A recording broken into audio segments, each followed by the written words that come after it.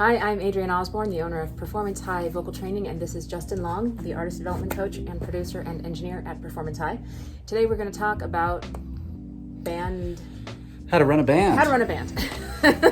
All right, I'll let you start. I would submit that you have kind of two choices. You have either democracy, which is everybody gets a vote, or you have some modified version of one person being in charge. So it's either democracy or a dictatorship. Or a duo dictatorship. Well, that's what I was going to say about it being modified. Okay. You know, it's interesting. The bands I've been in for the longest have been duo dictatorships where it wasn't just one person in charge, it was two of the people who were more or less in charge. And then I guess you can have hybrid things. So, well, let's start with the democracy thing. That democracy thing is where everybody gets a vote. That's how you decide on stuff. Songs get written that way. The drummer decides what he's going to play. The bass player decides what he's going to play, et cetera, et cetera. You know, one of the upsides of that can be, you know, a real team feeling. It can also be a great vibe, a we're all in this together thing. Not that you can't get that other ways, but it can also come with a lot of problems, which is that's the kind of band that's going to have the most band drama. And things will often move slower because you can't make a quick decision because everybody's got to have their say. And you know, I have been in projects where it could sometimes take days to say yes or no to a gig because everybody's got to have their say and talk this and talk that. You know, so it's got its downsides too. There's a real danger in the writing process of winding up with the lowest common denominator idea, meaning... Or you might say the kitchen sink idea. Yeah, the kitchen sink idea where either there's too many ideas in a song or it's the weakest sauce that everybody can agree on winds up being what you wind up with. Yeah. Instead of there being a real vision, it's just... You know, it's a soup of ingredients that don't really go together, or it's just like we couldn't agree on anything, so here we are drinking water. You know, so that's running a band as a democracy. That's just a few thoughts there. Yeah, and I think if you have a good vision, especially if you have established recorded music that you're working past, like you've already got some flavors down, then you can have a band that is a democracy that creates great music in line with a vision. But I think the vision has to be well defined and everyone has to buy into it. Many of the best bands there are great bands that are that kind of democratic, everybody's bringing an equal amount to the table, all that stuff. I mean, you could think of lots of them. I won't say one because out of fear of being wrong, but anyway, let's talk about the other way to go, which is some version of somebody being in charge. And you can speak to that. Yeah. Well, my first original band, I did a 50-50 two-person dictatorship. So it was basically two people in charge, and then the rhythm section was on board, but not decision-making or doing the work. Right. The problem with that was that if the two of us couldn't decide on anything, the decision could not be made. Right. It's any standard partnership. You should never have a 50-50 partnership. You should have a 51-49 partnership. Yeah. So that if there's a decision, there's a tiebreaker. Yeah, there's going to be a tiebreaker. I mean, that's similar to, you know, a band I was in that had a duo dictatorship where, you know, it was me and another singer. And the other guys were very in it and they were very whatever. But the deal we sort of worked out was it is a democracy, except me and the singer's votes count more. Like count for two? Count for two. So, and that was a 5-person band. So if we both wanted to do something, that was 4 votes versus their 3. Yeah. But other than that, it's a democracy. But it did give us a tie-breaking thing. Right.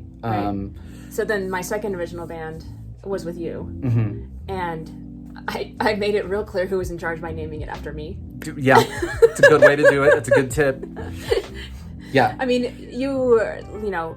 I think I named it after you, but really? Yeah, I came up with that. Oh. I was like, why don't you just call it Adrian? Oh. Okay. Anyway. So he was obviously handing over control. I mean, you were like controlling behind the scenes. Right. And I mean, we both knew that I would listen to your advice. Right. But in the end, it was my decision to make. And here's the thing about the dictatorship thing. It's not that it's always my way or the highway, or you better do exactly what I say, or I'm making literally all the decisions. It's just that the whole pitch, like with Adrian O, is that this project is about her vision, and when it came down to it, everything needed to be about her vision. And that sounds like a jerky thing to say, except, hey, we're not like forcing anybody to be in this project. Like, we want you. And oftentimes we were like, we not only want you, we want your musical input. Right. We want, if you want to write stuff, if you want to whatever, but at the end of the day, the buck stops right with Adrian, because it's her band, it's her name on it, it's her face. And really, I think in a lot of ways, that is a great way to run a band, is to have somebody who's like, yes, we want everybody's input, and yes, we want everybody's whatever, but at the end of the day, I'm the keeper of the vision. Yeah. And the tiebreaker, and the owner of it, the responsible party. And you can talk about it because you did it so well for a number of years, like how you both be totally in charge and include other people. Oh, yeah. Well, I think, it's not hard to do. If you're a good person who makes it clear that you want people's input, that doesn't mean that you're going to follow every idea that everybody has, but you're going to give every idea some due consideration. Right. It's not hard. Right. I would like to point out there's one more style of making band decisions that I would not recommend for anyone, but I do know a band that operates that way. Do you know what it is? No, I don't. The consensus-driven band, where all of the members of the band have to agree in order for anything to happen. That is in fact... That's very difficult. That's the worst. However, the band that I know that is consensus-driven has been operating for 21 continuous years. Right. But, hey, if you consider longevity success, and I think that is a great measure of success. That's a great measure of success. Then they are successful as a consensus-driven band. But man, that's a lot of conversation in the room. And that's it's a lot of conversation in the room.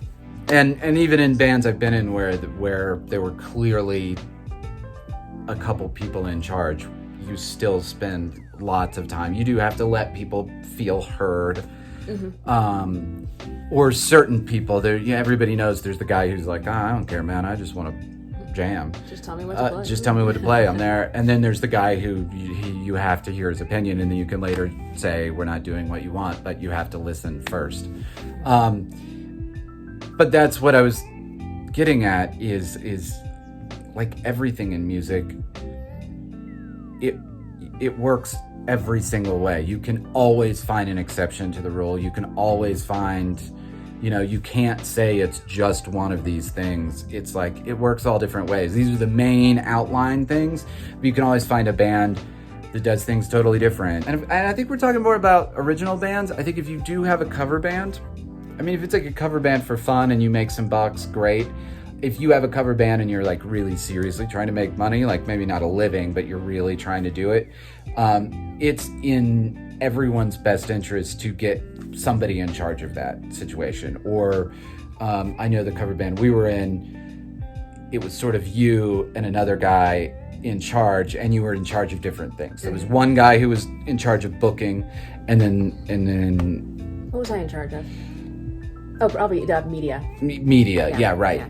So, although, that's an excellent example of democracy not working, where that band, I think, didn't do as well as it could have or should have, because everybody got to, sorry. I know you don't want to be close to me. Yeah.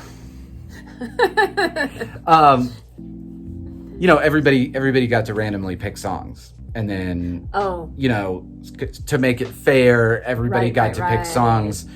And there was no real veto power. So sometimes somebody's song that they picked, we would have to practice it for like 6 months, because it was just like, this is an impossible song to play with a band. It's a top 40 band, Yeah. so there's lots of keyboard and synth, and it's not just rock band. Yeah. So we'd practice it and then we wound up with this weird mishmash of songs that were like, it was generally in what we said we were, but then there would be just random, like, why are we doing this song? But it was because it was somebody's pick and we had to do it, Yeah. So that's Yeah, there's trade-offs lots for everything, of trade-offs for everything. I guess my last piece of advice would be to not shy away from talking about how you're running things. When I see bands that I've worked with as a producer and a coach and all that stuff, the bands that I see that have the most trouble are the bands where they haven't decided how they're making decisions. Right, because someone sort of rises to the top at a leader most of the time. Right, but then other times it's this, and it just winds up being this. It's just a rabble. It's just a mob kind of going whatever direction the mob goes, and that winds up just things are not as easy as they should be. Or you have drama between different Right, people. lots of drama. Everybody's always mad. Yeah. So anyway. So that's a great place to leave. Different ways of running a band. Yeah, everyone's mad. Which one would you recommend? I guess you already said it. You would recommend the modified dictatorship or the dictatorship. Yeah, some version of a light dictatorship. I think somebody should take the reins. Somebody or a couple people should take the reins. And you know what? If you're one of the people who doesn't have the reins, think about it and accept maybe that's the best for this particular project. And it's not the only band you're going to be in your life. And in another project, you can be the one who takes the reins. But if it's really, I think in a way you have to be selfless and go like, no, it's better for me not to be in charge of this project. Like we should let those guys decide because they seem to know where they want to go. And I've done both. Yeah, me too. Yeah, there's projects where I'm in charge of it, and there's projects where I was not at all, and I was just doing what people told me to do, and I enjoyed that just as much. It's not really I think letting ego into it is a bad move. Yeah. Anyway, Cool. Thanks for watching.